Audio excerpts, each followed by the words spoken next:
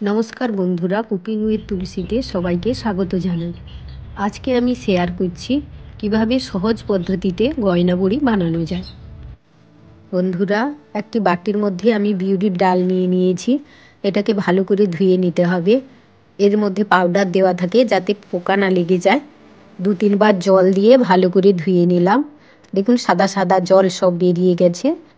পরিমাণ মতো জল দিয়ে 7-8 ঘন্টার জন্য ঢাকা দিয়ে রেখে দিলাম।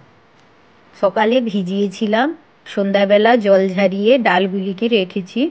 ডালের মধ্যে কিছু কালো খোসা থেকে গেছে, কালো খোসাগুলি বেছে পরিষ্কার করে নিচ্ছি।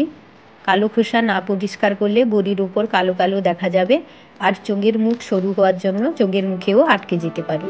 এখন মিক্সির জারের মধ্যে অল্প অল্প ডাল দিয়ে পেস্ট করে নেব। প্রয়োজন হলে অল্প অল্প জল দেবেন, একসঙ্গে বেশি জল দেবেন না। বেশি জল দিলে ব্যাটারটি পাতলা হয়ে যাবে, তাহলে আর বড়ি বানাতে পারবেন না। প্রয়োজন মতো জল দিয়ে আপনাকে পেস্ট করতে হবে। পেস্টটি রেডি হয়ে গেছে। এখন আমি মিক্সির জার থেকে বাটির মধ্যে নিয়ে নিচ্ছি। সকাল হয়ে গেছে, এখন বড়ি দেওয়া শুরু করছি। বড়ি দেওয়ার জন্য থালার মধ্যে প্রথমে পোস্ত ছড়িয়ে দিতে হবে। পোস্তটি সমানভাবে থালার উপর ছড়িয়ে দেবেন, থালা যেন দেখা না যায়, না হলে বড়ি থালায় আটকে যাবে আর বড়িটা তোলার সময় বড়িটা ভেঙেও যেতে পারে। আর যদি আপনাদের বড়ি পোস্ত না থাকে তাহলে আপনারা তিলের ওপরেও বড়ি দিতে পারেন। আমি একটি চোঙকে চৌকো প্লাস্টিকের মধ্যে আটকে কাপড়ের সঙ্গে আটকে দিলাম। দেখুন বন্ধুরা, এইভাবে আটকে নিতে হবে। বাটির মধ্যে অল্প পরিমাণ পেস্ট নিয়ে তাতে লবণ দিয়ে ফেটিয়ে নিচ্ছি। টেস্ট করে দেখে নেবেন লবণের পরিমাণ যেন ঠিক থাকে। ডালের পেস্টটি ফেটানো হয়ে গেছে। বড়ি দেওয়ার জন্য এবার কাপড়ের উপরে নিয়ে নিচ্ছি।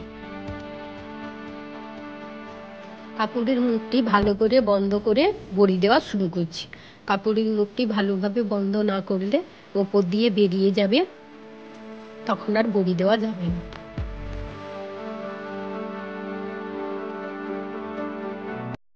ওয়েদার যদি ভালো থাকে তবেই বড়ি দেবেন, না হলে বড়ি দেবেন না, ফ্রিজের মধ্যে রেখে দিবেন নেক্সট দিনের জন্য। আর বড়ি দেওয়ার পর যদি দেখেন খুব বেশি রোদ হয়েছে, একটি পাতলা কাপড় ঢাকা দিয়ে দেবেন, না হলে বড়িগুলি ফেটে যাবে।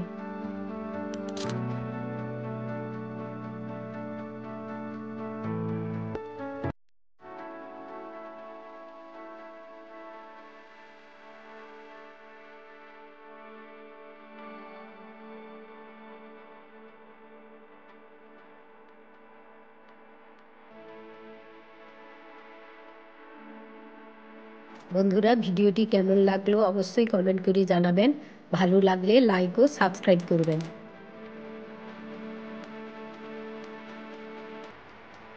ভিডিওটি দেখার জন্য সবাইকে ধন্যবাদ।